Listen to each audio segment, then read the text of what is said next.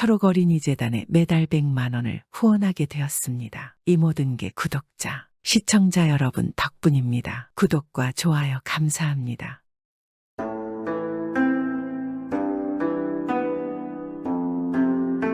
옛날 옛적에 어느 마을에는 돌쇠라는 사냥꾼이 살고 있었습니다.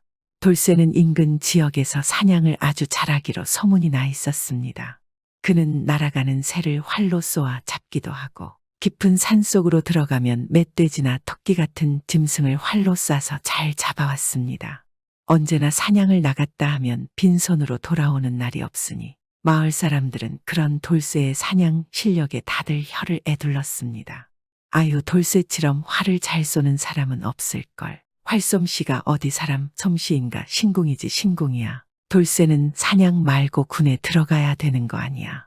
적군들이 아주 그냥 픽픽 쓰러질 텐데 아마 돌쇠가 군에 들어가면 금방 높은 사람이 될 거야. 그런데 돌쇠는 동물에게는 활을 쏘지만 사람에게는 못할걸. 그렇지, 돌쇠는 동물 사냥은 잘하지만 사람들에게는 조금도 해코지를 하지 않잖아. 마을 사람들은 모였다 하면 돌쇠의 신기한 활솜씨에 대한 이야기를 하였습니다.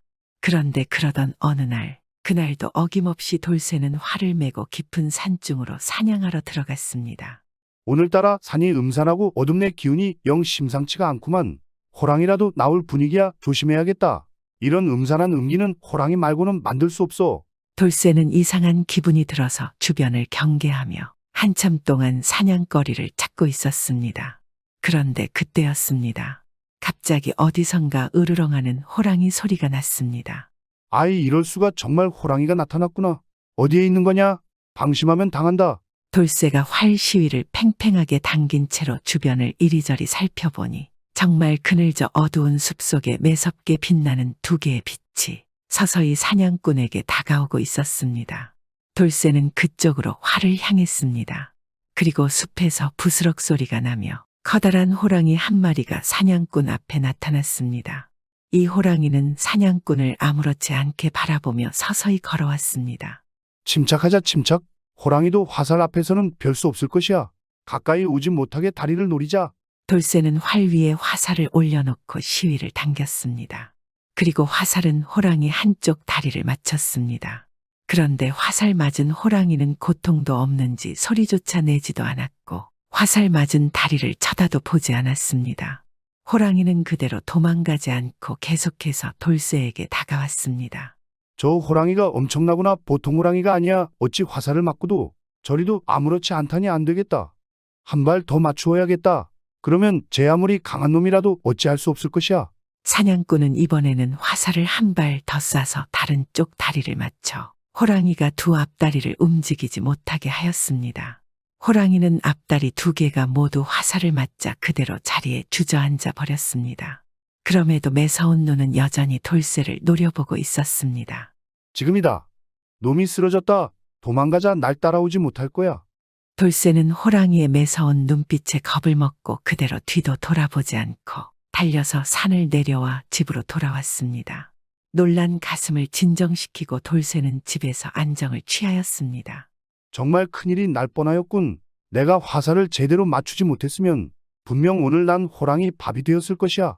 왜 여태 없던 저렇게 강한 호랑이가 이 산에 나타난 거지? 앞으로는 더 조심해야겠어. 돌쇠가 마음을 다지며 막 잠이 들려고 하는데 그때였습니다.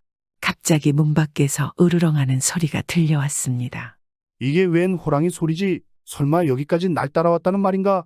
돌쇠가 손을 벌벌 떨면서 문을 살짝 열어 문틈으로 밖을 내다보았는데 호랑이 한 마리가 정말 돌쇠의 집 주위를 빙빙 돌고 있었습니다. 벌써 다리가 다 나왔다고? 이 호랑이는 무슨 영물인가? 어떻게 다리에 화살을 두 발이나 맞고도 저리 움직인단 말인가? 그래, 그럴 수가 없어. 가만히 보니 무늬가 좀 다르구나. 아까 호랑이가 아니구나. 돌쇠는 자신의 집 주변을 돌고 있는 호랑이가 낮에 산에서 만난 호랑이가 아님을 알았습니다. 하긴 그렇게 화살을 맞고도 저리 태평하게 내 집 주변을 돌아다닐 리가 없지. 저 호랑이도 저대로 두면 내 집을 덮치든 다른 사람 집을 덮치든 이만저만 피해가 클 것이야. 안 되겠구나. 빨리 쫓아내야겠어. 돌쇠는 이번에도 화살로 자신의 집 주변을 돌고 있는 호랑이의 다리를 쏘아 두 다리 모두 다치게 하였습니다. 그러자 호랑이는 절뚝거리며 산속으로 도망쳐 버렸습니다. 휴, 다행이다. 이제 발 뻗고 잠을 잘 수 있겠다. 오늘은 정말 피곤하구나. 호랑이를 쫓아낸 돌쇠는 피곤함에 그대로 쓰러져 잠이 들었습니다. 그리고 다음 날 아침 잠자리에서 일어난 돌쇠는 노루나 한 마리 잡으면 그냥 며칠 쉬어야겠다라는 생각으로 산에 올랐습니다. 그 전날 호랑이를 만나 보았기에 이번에는 조심조심 산을 돌아다녔습니다. 그런데 산에 오른 돌쇠 앞에 정말 노루가 보란 듯이 나타났습니다. 그런데 노루가 얼마나 빠르던지 순식간에 노루를 놓치고 말았습니다. 아니, 노루는 왜 저리 빠른 것이야? 저리도 빨라서 쫓기가 힘드니 화살을 쏠 수가 없잖아. 내 저리 빠른 날짐승은 처음 보는구나. 돌쇠는 그러면서 황급히 이 노루의 뒤를 쫓아 달리다가 바위 위에서 뛰어내렸습니다. 그런데 웬걸, 바위에서 뛰어내린 돌쇠의 눈에 보인 것은 호랑이 새끼들이었습니다. 호랑이 새끼들 있는 바위 아래를 보았습니다. 호랑이 새끼들은 까치 한 마리의 다리를 물어뜯고 있었던 것입니다. 아니, 이게 웬 또 호랑이야? 아유, 까치가 불쌍하네. 아직 어린 새끼 같은데 구해줘야겠다. 돌쇠는 사냥을 하면서 한 가지 철칙이 있었습니다. 어떠한 미물이라도 새끼들은 사냥하지 않으며 새끼들이 위험에 처했을 때는 구해주는 것입니다. 돌쇠는 그리 원칙을 세우며 사냥을 했고 지금 눈앞에는 죽어가려는 까치 새끼가 보인 것입니다. 그래서 돌쇠는 호랑이 새끼들에게 화살을 휘두르며 모두 쫓아버렸습니다. 그런데 그때 갑자기 커다란 호랑이 두 마리가 나타나서 으르렁거리며 돌쇠에게 다가왔습니다. 그 호랑이 두 마리는 모두 앞다리에 화살이 꽂혀서 제대로 걷지 못하고 다리를 저으면서 돌쇠에게 덤벼왔습니다. 도망가야겠다. 저 호랑이는 어제 내가 화살을 쏜 놈들이야. 둘은 부부였고 저 새끼들은 저들의 새끼구나. 내가 호랑이 굴에 들어왔구나. 돌쇠는 새끼 까치를 조심스럽게 들고 황급히 그곳을 벗어났습니다. 다행히 호랑이들이 다리가 성치 않았기에 돌쇠는 무사히 호랑이들을 피할 수 있었습니다. 돌쇠는 집으로 돌아왔고 이 새끼 까치의 부러진 다리를 고쳐주었습니다. 둥지를 하나 만들어서 처마 밑에다가 올려놔 주었습니다. 그리고 정성껏 돌봐주었습니다. 아니, 뭔 일진이 이렇게 매일 사납지. 1년에 한 번 볼까 말까한 호랑이를 이틀 동안 내리 만나다니. 당분간 사냥을 좀 쉬어야겠구나. 이대로 사냥을 계속했다가는 곧 큰일이 날 것이다. 돌쇠는 고개를 절레절레 흔들며 이런저런 생각을 하다가 피곤함에 잠이 들었습니다. 그런데 그날 밤 돌쇠의 꿈에 산신령이 나타났습니다. 산신령은 다짜고짜 돌쇠에게 말했습니다.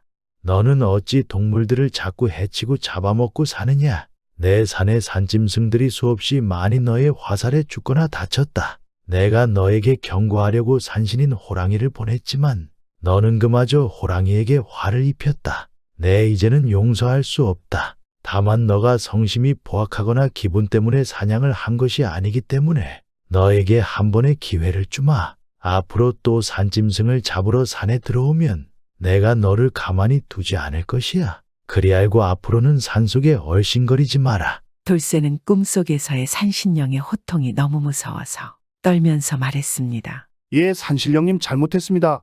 다시는 그러지 않겠습니다. 절대 사냥하러 산에 가지 않겠습니다. 돌쇠는 넙죽 엎드려서 빌고 또 빌었습니다. 그렇게 계속 빌다가 돌쇠는 잠에서 깨어났습니다. 이럴 수가, 이건 보통 꿈이 아니구나. 내가 앞으로 산짐승을 조금이라도 더 잡으면 큰일이 날 것 같은데 여기서 관둬야겠다. 돌쇠는 고민을 하다가 앞으로는 사냥을 다시는 하지 않기로 다짐을 하였습니다. 그리고 그때까지 모아둔 돈으로 약간의 땅을 사서 농사를 짓기 시작했습니다. 마을 사람들은 활솜씨가 뛰어난 돌쇠에게 왜 사냥을 하지 않느냐고 물었지만 이 돌쇠는 그저 웃기만 하였습니다. 그 후 돌쇠는 열심히 농사를 지었습니다. 하지만 사냥만 해봤지 농사를 지어본 적이 없는 돌쇠는 자꾸 실패한 것입니다. 추수할 때가 되면 다들 곳간이 그득하게 쌓을 정도로 수확하는데 돌쇠의 곳간은 텅텅 비었습니다. 그렇게 몇해 돌쇠는 아무것도 없이 이웃들에게 먹을 것을 구워서 살았습니다. 그리고 봄이 되자 돌쇠는 더 이상 농사를 짓지 않았습니다. 그리고 자신이 사냥을 하던 산을 보며 말했습니다. 내가 사냥에는 소질이 있었지만 농사에는 아무런 능력이 없구나. 이렇게 산다면 남들에게 민폐만 끼칠 뿐 더 이상 마을 사람들에게 식량을 꾸는 것도 안 되겠다. 내일이 굶어 죽든 사냥을 해서 죽든 매 한 가지 아니겠는가? 그러면 마지막으로 사냥을 해서 빚진 것이나 갚고 죽어야겠다. 돌쇠는 그리 생각하고 사냥을 다시 하러 갈 준비를 하려 했습니다. 그런데 그때 집에서 키운 까치가 어디선가 씨앗을 물고 와서 돌쇠의 밭에 묻는 것입니다. 그런데 매일매일 그리하는 것입니다. 돌쇠는 씨앗을 잘 보았지만 무엇인지는 몰랐습니다. 그런데 신기하게도 너무 잘 자라는 것입니다. 그렇게 씨앗이 크는 것을 본 돌쇠는 사냥하려는 것을 잠시 관두고 씨앗을 잘 돌봤습니다. 그런데 씨앗이 자라서 돌쇠의 밭에 가득했습니다. 씨앗은 바로 인삼이었습니다. 돌쇠의 밭은 인삼으로 가득했고 그것을 팔아서 돌쇠는 더 이상 먹을 것을 걱정하지 않게 되었고 마을에서 소문난 부자가 되었습니다. 그래서 돌쇠는 매년 수확하면 산에다가 먹을 것을 뿌리고 성대하게 제사를 지냈습니다.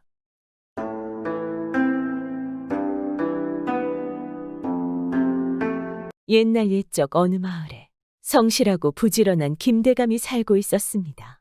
김대감은 젊은 시절부터 열심히 일해 모은 재산이 점점 불어나서 이제 김대감은 돈에 대해선 남부러울 것이 없는 사람이 되었습니다. 더군다나 그에게는 눈에 넣어도 아프지 않은 아들 칠복이가 있었습니다. 이런 아들 칠복이가 대를 이을 것을 생각하니 김대감은 아쉬울 것이 하나도 없었습니다. 어허 내 아들, 귀엽기도 하지. 난 너만 보면 밥을 안 먹어도 배부르구나. 그런 근심 없는 김대감에게도 아들 칠복이가 자라가면서 큰 고민이 하나 생기기 시작하였습니다. 칠복이는 자기 입속은 도무지 차릴 줄 모르고 남의 말을 잘 듣고 잘 도와주는 너무나 착하고 순에 빠진 것이었습니다. 하루하루 근심인 김대감에게 아내가 다가와 말을 하였습니다. 대감님, 우리 아들 칠복이 빨리 결혼을 시킵시다. 결혼하면 좀 더 나아질지 모르잖아요. 박대감 딸 꽃분이 아시죠? 제가 마침 어제 박대감 딸 꽃분이를 보았는데 아주 예쁘게 자랐더라고요. 제가 어제 박대감에게는 귀뜸을 해두었답니다. 당신 생각은 어떠한가요? 아내의 말을 듣고 난 김대감은 잠시 고민하더니 박대감 딸 꽃분이와 결혼시키기로 마음을 먹었습니다. 드디어 칠복이와 꽃분이가 결혼을 하게 되었습니다. 김대감은 결혼 후에는 칠복이가 나아지리라 생각하였지만 그의 성격은 마찬가지였습니다. 결혼을 해도 착하고 순에 빠진 성격은 변하지를 않았습니다. 어느덧 하루가 다르게 쇠약해진 김대감은 대를 물려줄 아들 칠복이만 보면 시원찮아 근심만 쌓여갔습니다. 이거 큰일이구나. 우리 부부가 세상을 뜨고 나면 불과 얼마 안 가서 우리 아들은 족박을 찰 게 뻔하니 이를 어쩌면 좋을꼬. 내가 죽어도 눈을 감지 못하겠구나. 김대감은 아들 칠복이만 생각하면 잠도 오지 않을 만큼 걱정이 되었습니다. 칠복이 생각에 한숨을 쉬고 앉아있는 감대감에게 아내가 말했습니다. 대감님, 이대감 댁에 한양에서 손님이 오셨답니다. 무슨 손님이 오셨소? 그런데 그것이 우리랑 무슨 상관이요? 대감님, 제 말을 잘 들어보세요. 그 손님은 아주 용한 점쟁이라고 합니다. 대감님 마음이 답답한데 그분을 모셔다가 우리 칠복이의 앞날이나 한번 물어봅시다. 이대로 가만히 있을 수는 없지 않겠어요. 김대감은 뾰족한 수가 없는 터라 아내 말에 따르기로 하고 점쟁이를 바로 불렀습니다. 우리 집에는 대를 이을 귀한 아들 칠복이가 하나 있는데 마음이 여려서 이 집 살림을 제대로 이끌어갈지가 걱정입니다. 무슨 방법이 없을까요? 그리고는 칠복이가 태어난 날과 시간을 점쟁이에게 주었습니다. 점쟁이는 한참을 생각하더니 말하기 시작하였습니다. 대감님, 성품이 착한 아드님입니다만 안타깝게도 대감님 재산을 지키지 못할 것 같습니다. 대감님이 세상을 떠나시고 나면 아마 채 1년도 안 되어 모든 재산을 잃고 말 것입니다. 김대감은 예상은 했었지만 너무 실망이 컸습니다. 그토록 피땀 흘려 모은 재산인데 귀하게 얻은 하나밖에 없는 아들이 재산을 모두 잃는다는 말에 생병이 다 날 지경이었습니다. 허허, 아비가 물려준 재산을 불리지는 못할 망정. 먹을 것도 안 남기고 없앤다면 장차 이 일을 어쩌면 좋소? 죄송하지만 아무런 방법이 없습니다. 대감님이 오래 사시는 수밖에 없습니다. 이렇게 김대감이 시름에 잠겨 있을 때 마침 옆집에 사는 석삼이가 심부름을 왔습니다. 그때 점쟁이는 석삼이를 보고 말했습니다. 거참, 부귀 영화를 누릴 상이로군. 김대감도 예전부터 석삼이가 야무지다고 생각해온 터라 점쟁이가 무심코 하는 말을 가볍게 듣지 않았습니다. 점쟁이가 돌아간 뒤 생각 끝에 김대감은 아내와 의논하기 시작하였습니다. 부인, 석삼이가 복이 있다면 그 아이가 우리 칠복이를 돕게 할 방법은 없겠소. 김대감의 말에 아내는 고개를 저으며 말했습니다. 대감님, 이웃집 석삼이가 부귀영화를 누릴 쌍이면 뭐해요? 땅 한마지기가 없는 걸 무슨 수로 석삼이를 돕게 한다는 거예요. 아내와 이야기를 나누던 김대감은 갑자기 좋은 생각을 해냈습니다. 부인, 우리가 석삼이를 도와서 잘 살게 해주면 어떻겠소? 그래서 훗날 우리 칠복이가 어려울 때 돌려받을 수 있게 말이오. 아내는 선뜻 내키는 일은 아니었지만 아들을 위해서 그런 일이라도 하지 않으면 안 될 것 같은 생각에 김대감의 의견에 따르기로 하였습니다. 다음 날 아침 일찍 김대감은 일 나가는 옆집 석삼이를 불렀습니다. 이복의 석삼이, 내가 자네를 좀 도와주고 싶은데 어찌 생각하나? 생각지도 않았던 말에 석삼이의 눈은 둥그레졌습니다. 대감님, 갑자기 이게 무슨 말씀이신가요? 저를 도와주신다니요? 이 말을 들은 김대감은 조용히 말하기 시작하였습니다. 이제부터 내 말 잘 듣게나. 내가 자네를 도우려고 하는 데는 이유가 있네. 우리 칠복이가 세상 물정을 모르고 어수룩해서 내가 세상 뜨고 나면 재산을 관리하지 못할지도 몰라서 하는 말이네. 그러니 자네가 잘 된다면 나중에 우리 칠복이가 고생할 때 지금 내가 주는 돈을 돌려주면 되겠네. 뜻밖의 제안에 놀란 석삼이는 기쁜 마음으로 대답했습니다. 당연히 지금 살 길이 막막한 석삼이에게는 얼마나 기쁜 일이지 않겠습니까? 걱정 마십시오. 제가 대감님 도움으로 잘 살게 된다면 어찌 칠복이를 돕지 않겠습니까? 그런 일이 없어도 이웃사촌이라는 말이 있지 않습니까? 마음 놓으십시오. 석삼이는 김대감에게 거듭 굳게 약속했습니다. 석삼이로서는 평생 만져보기도 힘든 돈을 김대감이 자신을 믿고 빌려주는 것이 더없이 고맙게 생각되었습니다. 김대감은 바로 약속을 적은 작은 문서를 만들었습니다. 그리고 천냥이라는 큰 돈을 내주었습니다. 영리한 석삼이는 돈 천냥을 나날이 불려나가기 시작했습니다. 일단 늘어나기 시작한 재산은 하루가 다르게 불어나기 시작하였습니다. 그러던 어느 날 김대감은 자신이 얼마 살지 못한다는 것을 알고는 며느리를 불렀습니다. 며느라, 너가 시집 올 때 가져온 양단 저고리를 이리 가져오너라. 아버님, 저고리는 갑자기 왜 찾으시는 거예요? 이유는 묻지 말거라. 내가 저고리에 할 일이 있구나. 며느리는 영문을 물으면서도 시아버지의 분부에 따랐습니다. 다음 날 저고리를 되돌려주면서 김영감은 며느리에게 신신당부를 하였습니다. 며느라, 시집 올 때 가져온 옷은 죽을 때까지 간직하는 것이다.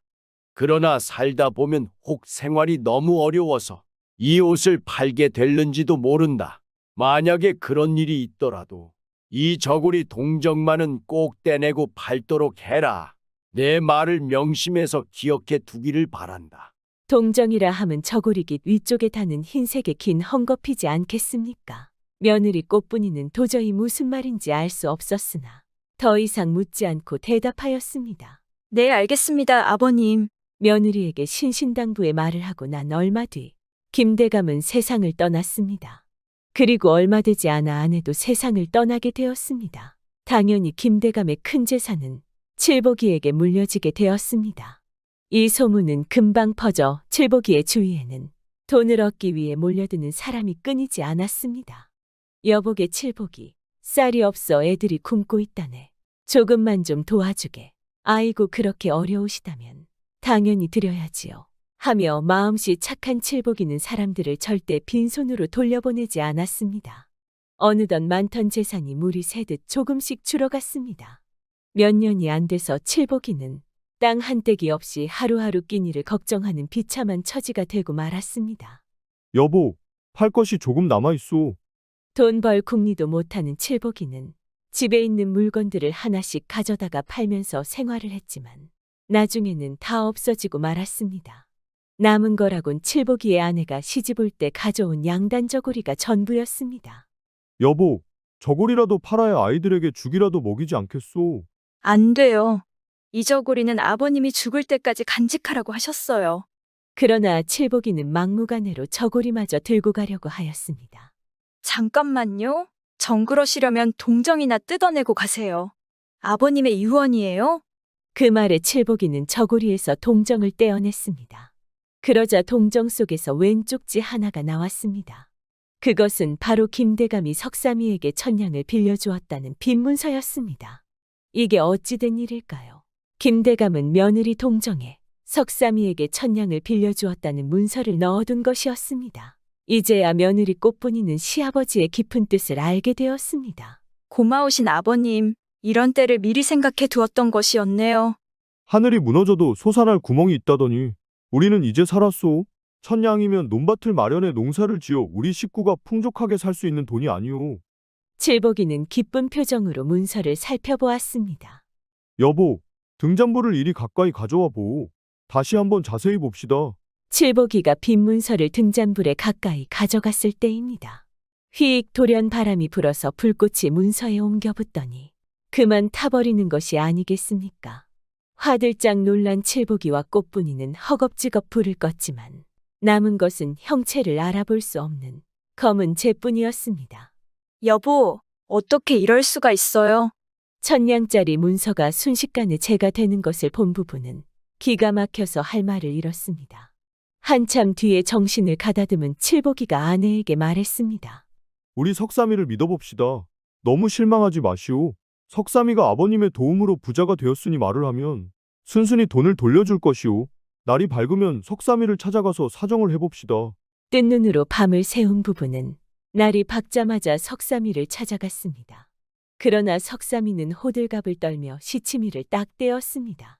아니 대체 지금 무슨 소리를 하는 건가? 내가 자네 아버지의 돈을 빌려 썼다고. 그런 적 없네. 내가 부자가 된 게 그렇게도 배가 아프던가. 괜히 생트집 잡지 말고 어서 돌아가게나. 그러니까 있을 때 잘 간수를 했어야 할 게 아닌가. 석삼이의 차가운 말에 말문이 막힌 칠복이는 기가 팍 죽어버렸습니다. 증거가 될 만한 빈 문서를 갖고 있는 것도 아니어서 발길을 돌릴 수밖에 없었습니다. 며칠을 두고 끙끙 앓던 석삼이는 생각 끝에 고을 사또를 찾아갔습니다. 사또 억울합니다. 제 아버님이 석삼이에게 빌려준 돈 1000냥을 되찾아 주십시오. 그래, 그럼 빈문서를 보여다오. 칠복이는 가슴이 철렁 내려앉았습니다. 사또, 실수로 그만 빈문서를 불에 태우고 말았습니다. 그럼 안 되겠구나. 빈문서도 없이 무슨 빚을 받겠다는 거냐. 석삼이가 내 아버지에게 돈을 빌리는 걸 본 사람이라도 있느냐. 달리 증거가 없으면 내 말만 듣고는 어찌할 수가 없구나. 돌아가거라. 칠복이는 더 할 말이 없었습니다. 억울한 마음과 이제껏 바보스럽게 살아온 자신에 대한 우라가 치밀어 죽고 싶은 마음뿐이었습니다. 칠복이를 돌려보낸 후 사또는 곰곰이 생각해 보았습니다.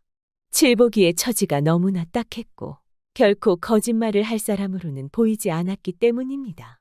사또는 다음 날 포졸들을 시켜 몰래 칠복이와 석삼인의 살림살이 형편과 살아온 내역을 알아보라고 하였습니다. 그런 다음에 사또는 칠복이와 석삼이 두 사람을 동원으로 불러들였습니다. 우선 칠복이부터 하고 싶은 이야기를 말해보거라. 사또, 제가 얼마 전에 아내 저고리 동정에서 아버지께서 석삼이에게 1000냥을 빌려주었다는 문서를 찾았었습니다. 하지만 실수로 불에 태워버렸지만 틀림없는 빈문서였습니다. 아닙니다. 김대감님께서는 저에게 돈을 빌려주신 적이 없습니다. 전혀 근거가 없는 말입니다. 저는 제 스스로 열심히 살아 돈을 모았습니다. 두 사람의 이야기를 듣고 있던 사또는 칠복이에게 호통을 쳤습니다. 이놈, 없으면 없는 대로 살아야지. 부모의 많은 재산을 탕진하고도 남의 재산이 탐나서 거짓말을 꾸며낸 것이 틀림없으렸다. 여봐라, 당장 저자를 오게 가둬라. 억울합니다. 다시 한번 살펴봐 주십시오. 칠복이는 포졸들에게 끌려가면서 발버둥을 쳤습니다. 그때 동원에는 많은 사람들이 판결을 구경하려고 몰려와 있었습니다. 그리고 구경꾼들 가운데 그날 옥에서 풀려난 도둑들도 섞여 있었습니다. 도둑들은 칠복이의 어수룩한 행동이 우스워서 배를 잡고 웃었습니다. 그러자 갑자기 사또가 도둑들을 향해 무섭게 호통을 쳤습니다. 이런 고향 것들, 뭐가 좋아서 웃는 것이냐? 서로 다투는 것이 그렇게도 재미있느냐? 너희들은 오늘 풀려나는 도둑들이 아니더냐? 네, 그렇습니다 하며 도둑들은 기가 한풀 꺾여 작은 목소리로 대답했습니다. 가만히 있자. 석삼이 너 이놈.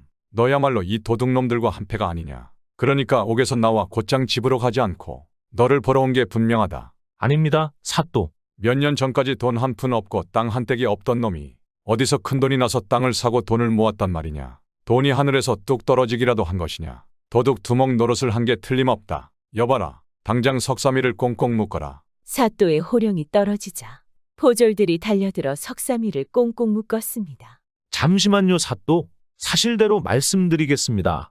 김대감님께서 돈 1000냥을 빌려주셨사옵니다. 다급해진 석삼이가 크게 소리쳤습니다. 오라. 인제야 바른 말을 털어놓는구나. 칠복이는 아무리 어렵다고 해도 거짓말로 돈을 빼앗을 사람은 아니니라. 어디 자초지종을 말해보거라. 석삼이는 모든 사실을 솔직히 말하였습니다. 석삼이의 이야기를 모두 듣고 난 사또는 그에게서 돈 1000냥을 받아 칠복이에게 돌려주었고 거짓말을 한 죄로 남은 모든 재산을 몰수하여 어려운 사람을 도와주었습니다. 칠복이는 이번 일을 계기로 자신을 반성하며 열심히 살았습니다. 결국 자신의 욕심이 지나치면 언젠가는 그것이 부메랑으로 되돌아와 더 큰 것을 잃게 되지 않을까요? 옛날 옛적 어느 마을에 과부가 살고 있었습니다. 과부는 아들 칠복이 하나를 두고 있었는데 칠복이를 태산처럼 믿고 의지하였습니다. 어느덧 애지중지 키운 아들 칠복이가 장가들 나이가 되자 과부는 동네방네 중매군을 내세워 며느리감을 고르던 차에 마침 좋은 자리가 있어 바로 잔치상을 차리고 며느리 꽃분이를 맞아들였습니다. 며느리 꽃분이가 마음에 든다고 생각하니 꽃같이 고와 보이고 만나는 사람마다 며느리 자랑하기에 입이 놀 새가 없었습니다. 그런데 어느 하루는 친구를 찾아 아랫동네에 놀러 갔는데 그만 친구와 자그마한 일을 가지고 옥신각신하다 기분이 몹시 상하여 집으로 돌아왔습니다. 집 안에 들어서니 집안은 텅 비어있고 며느리도 보이지 않았습니다. 또한 배가 고파 밥을 찾으니 공교롭게도 먹을 밥조차 지어놓지 않았습니다. 이때 밖에 나갔던 며느리 꽃분이가 들어오면서 어머니, 저녁에 오시겠다 하시더니 왜 벌써 오셨어요? 라고 하는 것이었습니다. 가뜩이나 성이 머리끝까지 오르던 차에 며느리가 이렇게 말을 하니 시어머니 즉 과부는 펄쩍 뛰며 소리를 질렀습니다.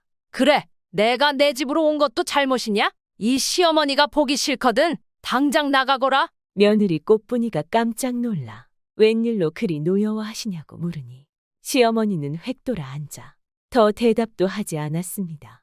이때부터 시어머니는 꽃분이가 밉다고 생각하니 나중에는 며느리 발뒤축이 둥근 것마저 미워지기 시작하였습니다. 그리하여 꽃분이를 구속하면서 때리고 욕하는 데다 매일 나가라는 소리가 매를 맞는 것보다 더 괴로워 꽃분이는 눈물로 하루하루를 보냈습니다. 그래도 꽃분이는 남편 칠복이를 믿고 살아가려고 모든 것을 참고 참아나가는데 나중에는 효자인 칠복이마저 자기를 나무라니 꽃분이는 더는 살 길이 없어 시집에서 뛰쳐나와 엉엉 울면서 본가로 돌아갔습니다.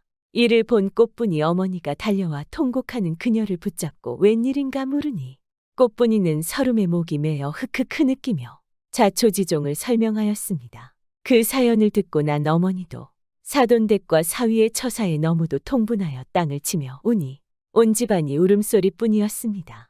그 울음소리를 듣고 앞집에 사는 꽃분이의 삼촌이 달려와 묻기 시작하였습니다. 모든 사실을 알게 된 삼촌은 화가 나기 시작하였습니다. 꽃분아, 내 시애미가 과연 나쁜 년이기에 너를 그토록 괴롭히니 어찌 그저 가만둘 수 있단 말이냐. 덕은 덕으로 갚고 약은 약으로 친다 했거니 내 시키는 대로만 하면 그 시애미가 석 달이면 자기 죄를 못 이겨 죽어버릴 것이다. 꽃분이는 시어머니만 생각하면 이가 갈리는지라 자기 삼촌의 말에 머리를 번쩍 들고 물었습니다. 삼촌, 어떻게 하면 되나요? 그리하니 삼촌은 여차여차하게 하라고 일깨워주면서 사흘 후에 집으로 돌아가라 하였습니다. 삼촌이 시켜준 대로 사흘이 지난 후 꽃분이는 시어머니가 계시는 시집으로 돌아갔습니다. 방문을 열고 들어서니 시어머니가 가마목에서 잔일을 하고 있었습니다. 꽃분이는 삼촌의 말대로 허리를 굽히며 얌전한 목소리로 시어머니에게 편히 쉬라고 하면서 자기가 가마목에 들어 앉아 일을 하였습니다. 밤이 되면 시어머니 이부자리를 펴드리고 이웃집에 일이 있어 갔다 오면 시어머니가 즐겨 하는 음식들을 자기는 먹지 않고 꼭꼭 가져다 드렸습니다. 며느리가 자기를 어마어마하게 받드는지라 시어머니의 마음도 차츰 변해갔습니다. 이웃집에 나가보아도 자기 며느리처럼 인사범절이 있는 며느리가 없고 자기 며느리처럼 시부모와 남편을 공경하는 며느리가 없는 것처럼 느껴졌습니다. 그리하여 시어머니도 다시 꽃분이를 아끼고 사랑하는 것이 친딸보다 더 극진하였습니다. 이러는 사이 어느덧 석 달이 거의 다가왔습니다. 꽃분이가 생각하니 삼촌이 말씀한 시어머니가 죽을 날이 이제 하루밖에 남지 않았습니다. 꽃분이는 시어머니에게 볼 일이 있어 본가에 다녀오겠다고 하며 삼촌을 찾아갔습니다. 꽃분이는 삼촌을 보자 삼촌, 제가 다시 경험해보니 제 시어머니 같으신 분이 이 세상에 더는 없는 것 같아요. 제발 돌아가시지 말게 해주세요. 삼촌은 자초지종을 다 듣고 무릎을 탁 치며 크게 웃더니 말을 하였습니다. 그러면 그렇겠지. 가는 정이 있으면 오는 정이 있는 법이다. 내가 너에게 말한 그 석 달은 너와 시어머니가 서로 화해하는 석 달이지. 결코 너의 시어머니가 돌아가시는 석 달이 아니니 안심하거라. 그 말에 꽃분이는 울던 얼굴에 활짝 웃음꽃을 피우며 그 후 시어머니를 정성껏 모시며 즐거운 나날을 보냈습니다. 꽃분이 삼촌이 생각했던 것처럼 서로에 대한 오해가 생길 때 먼저 상대방을 탓하기 전에 자신이 먼저 한 번 더 이해하고 진심으로 다가가면 상대방도 마음의 문을 열지 않을까요?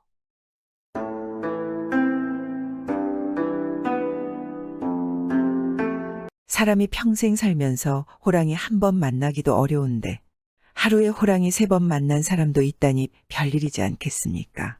그럼 이제부터 그 이야기를 슬슬 시작해 볼까 하니 즐겁게 들어주세요. 옛날 옛적에 남의 집 머슴 사는 사람이 있었는데 주인을 잘못 만나 10년치 세경을 못 받았습니다. 이 집 주인은 남편이 높은 관직에 있는 마님으로 돈이면 뭐든 하는 탐욕스러운 여자였습니다. 남편은 관직에 있으니 집안 살림에 신경 못 쓰니깐 안 살림은 이마님이 다 하는 것입니다. 남들은 머슴살이 10년이면 논도 사고 밭도 산다는데 이 사람은 머슴살이 10년에 땡전 한 푼 구경을 못했으니 기가 찰 노릇 아니겠습니까? 마님이 워낙 인색하고 음흉하여 세경을 달래도 오늘 주마 내일 주마 하면서 10년을 끌었단 말입니다. 다른 머슴들은 1년을 넘기지 않고 때려치우고 나가지만 이 머슴은 그렇게 할 수가 없었습니다. 당장 때려치우고 나가려 해도 10년 동안 허리가 휘도록 일한 것이 억울해서 그러지도 못하는 것입니다. 나간다고 하면 밀린 세경을 줄 리가 만무하지 않겠습니까? 하루는 이 머슴이 고개를 셋이나 넘어 먼 산에 나무를 하러 갔습니다.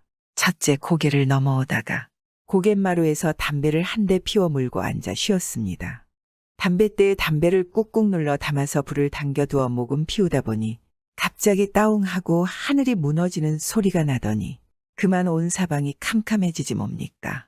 정신을 차리고 보니 자기가 글쎄 호랑이 뱃속에 들어와 있더란 말입니다. 집채만 한 호랑이가 사람째 담뱃대째 꿀꺽 집어삼킨 거짓말입니다. 호랑이 뱃속에 들어가서도 담배는 피워야겠기에 무턱대고 담뱃대를 뻑뻑 빨았습니다. 그러니 벌겋게 단대통이 호랑이 뱃속을 쿡쿡 찌를 것 아니겠습니까?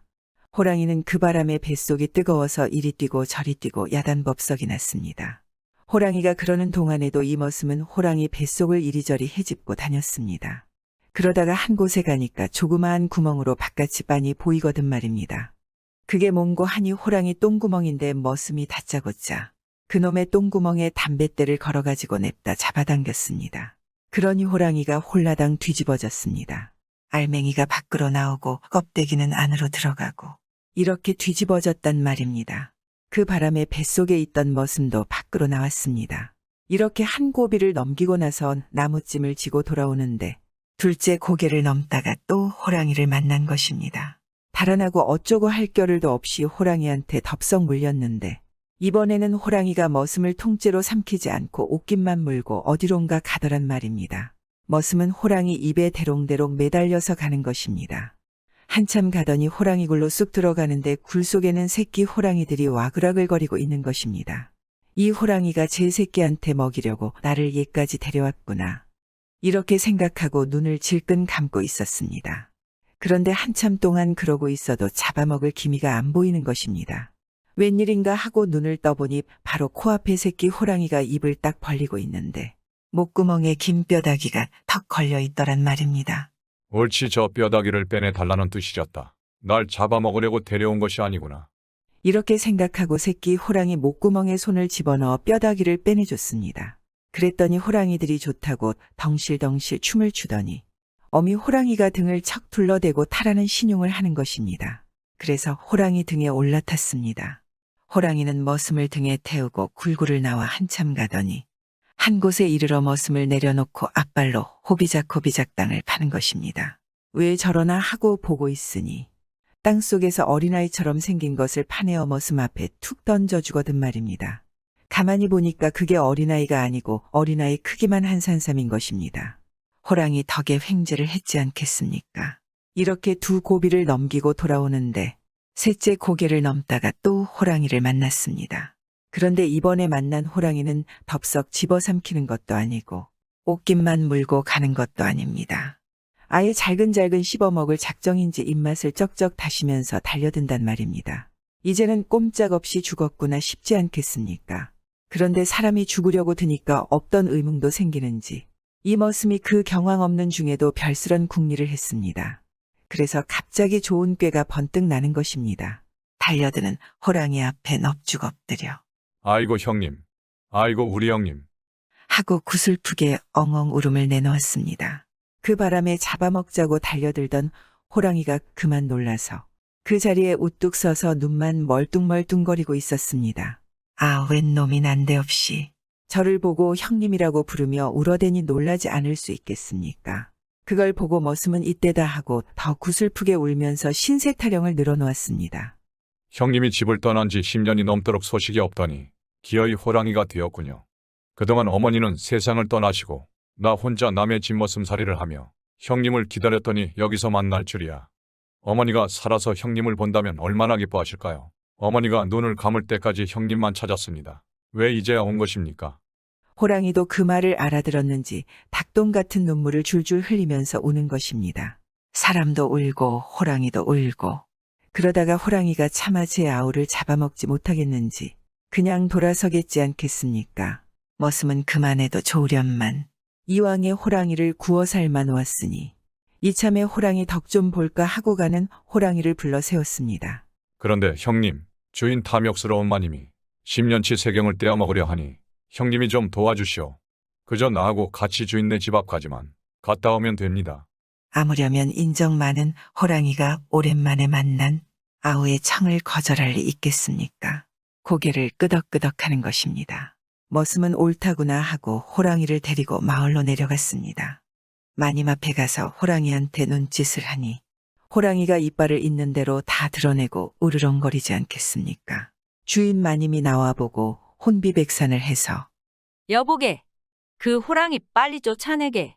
주위에 있던 머슴들과 여종들은 커다란 호랑이를 보고 모두 놀라서 도망가지 않겠습니까? 그러나 이 머슴은 호랑이에게 놀라지 않고 마님 곁에 있었습니다. 호랑이는 금방이라도 마님을 한 입에 잡아먹을 판이지 않겠습니까? 그러자 마님이 다급하게 말하는 것입니다.